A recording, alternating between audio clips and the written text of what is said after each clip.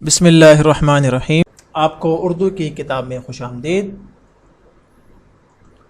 آج ہمارا سبق نمبر 4 ہے، جس کا ہم دوسرا حصہ پڑھیں گے، اور دوسرے حصے میں بھی آج ہم قواعد کے بارے میں کچھ مزید گفتگو کریں گے۔ سب سے پہلے ہم دیکھتے ہیں آج کے سبق کے مقاصد۔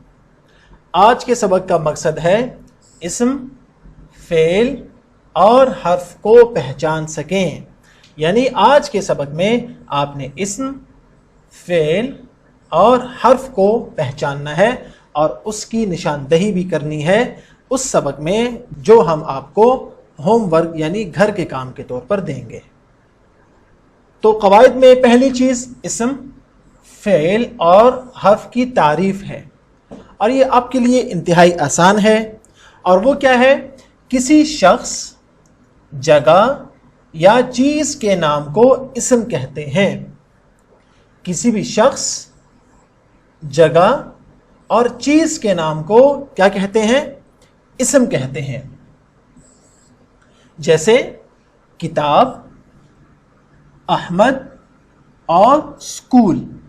اب کتاب ایک چیز کا نام ہے، احمد شخص کا نام ہے اور اسکول جگہ کا نام ہے، تو لہٰذا یہ تینوں مثالیں کس کی ہیں؟ اسم کی۔ احمد شخص کا نام، کتاب چیز کا نام اور اسکول جگہ کا نام ہے، لہٰذا اسکول، احمد اور کتاب یہ تینوں اسم کہلائیں گے۔ اور فعل کسے کہتے ہیں؟ اسم کے ذریعے ہونے والے عمل کو فعل کہتے ہیں، یعنی جب کوئی کام کرتا ہے اور کوئی عمل کرتا ہے تو اس عمل کو کیا کہتے ہیں؟ فعل کہتے ہیں۔ جیسے کھانا، ہونا، لکھنا وغیرہ وغیرہ۔ اب کھانا ایک عمل ہے، ہونا ایک عمل ہے، اور لکھنا، پڑھنا، پینا، بھاگنا، چلنا، کودنا، کھیلنا، یہ سب کے سب کیا ہیں؟ فعل کہلائیں گے۔ اور حرف کسے کہتے ہیں؟ وہ بہت آسان ہے، ایسے کلمات جو دو اسموں یا فاعل اور مفعول کا آپس میں تعلق جوڑتے ہیں، حروف کہلاتے ہیں۔ جیسے نے، جیسے ہم کہتے ہیں احمد نے کھانا کھایا۔ اب نے کیا ہے؟ حرف۔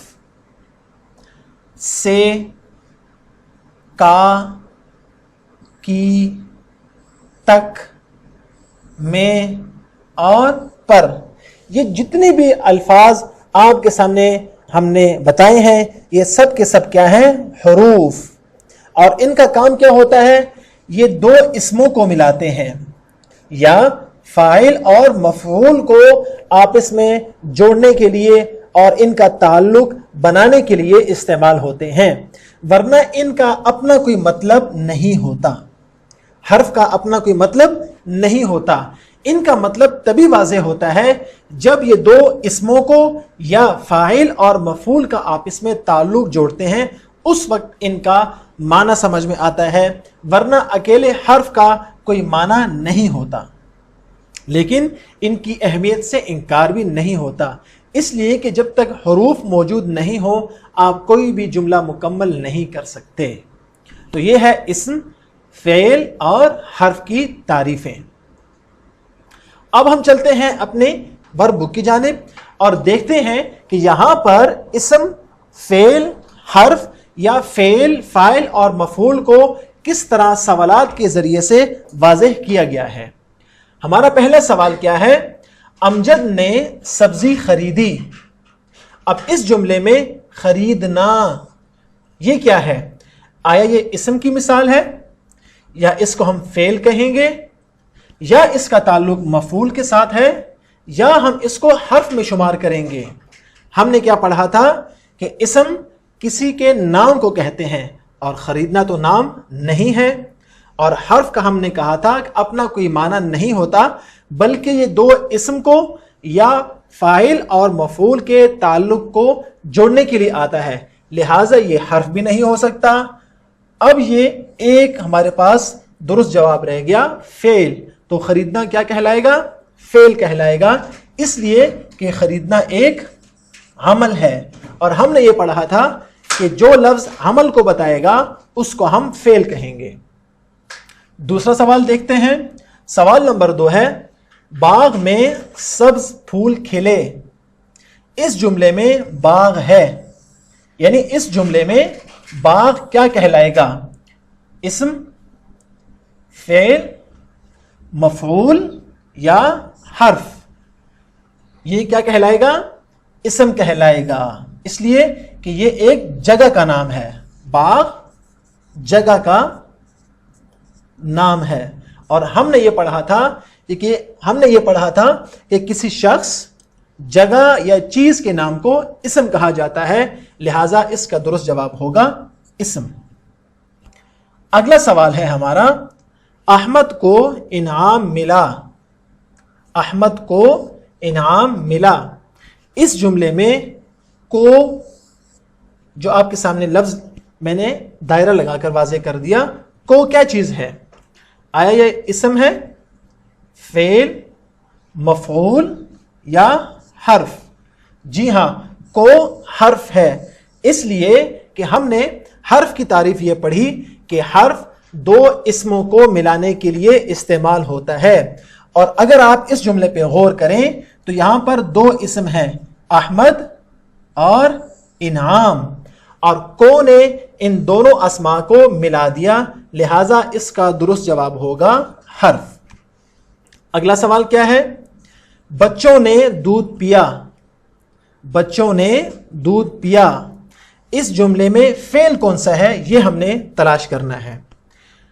بچے، پینا، نے یا دودھ؟ اب اس جملے میں دودھ اور بچے یہ دونوں تو اسم ہیں، اس لیے کہ بچے شخص کا اور دودھ ایک چیز کا نام ہے۔ اب ہمارے سامنے 2 چیزیں رہ گئی، نے اور پینا، اور ہم نے کہا تھا کہ فعل کہتے ہیں کسی عمل کو، لہٰذا پینا چونکہ ایک عمل ہے لہٰذا یہ اس کا درست جواب کہلائے گا۔ اور ہمارا آخری سوال ہے، فیصل کل شام کو لاہور پہنچے گا۔ اس جملے میں اسم کون سا ہے؟ لاہور، شام، فیصل یا کو؟ تو اس کا درست جواب لاہور بھی ہے، فیصل بھی اور شام بھی، اور صرف ایک جواب غلط ہے جو کہ ہے کو، اس لیے کہ یہ حرف ہے اور یہ اسم کی تعریف اس پر ٹھیک نہیں آتی۔ اب آپ کو گھر کا کام دیں گے، اور یہ گھر کا کام آپ کے سمر پیک سے دیا گیا ہے جو آپ نے حل کرنا ہے۔ اور گھر کا کام کیا ہے؟ 5 جملے لکھیں جن میں اسم، فعل اور حرف استعمال ہوں، اور پھر جملوں سے اسم، فعل اور حرف کی نشاندہی کر کے علیحدہ لکھیں۔ یعنی آپ نے یہاں پر 5 ایسے جملے لکھنے ہیں جس میں اسم بھی استعمال ہو، اس میں فعل بھی موجود ہو، اور اس میں حرف کی موجودگی بھی ضروری ہے، اور اس کے بعد اس جملے سے اسم، فعل اور حرف کو الگ الگ کر کے آپ نے یہاں ان خانوں میں لکھ دینے ہیں۔ اور دوسرا گھر کا کام جو آپ کی کتاب میں سے ہے، اور وہ بہت آسان اور آپ کے لیے بہت فائدہ مند ہے، جو کہ اگلے سبق میں آپ کے لیے کام بھی آئے گا۔ آپ نے یہ اقتباس غور سے پڑھنا ہے جو کہ آپ کی کتاب میں موجود ہے، اور آپ نے اس میں سے اسم، فعل اور حرف کی نشاندہی کرنی ہے۔ اس سے آپ کے 2 فائدے ہوں گے، آپ اسم، فعل اور حرف کی نشاندہی کرنا بھی سیکھ جائیں گے، اور انشاءاللہ آپ کل کے سبق کے لیے تیار بھی ہوں گے۔ تو یہ تھا ہمارا آج کا سبق، جس سے آپ کو امید ہے بہت فائدہ ہوا ہوگا۔ انشاءاللہ اگلے سبق میں پھر ملاقات ہوگی۔ اللہ حافظ۔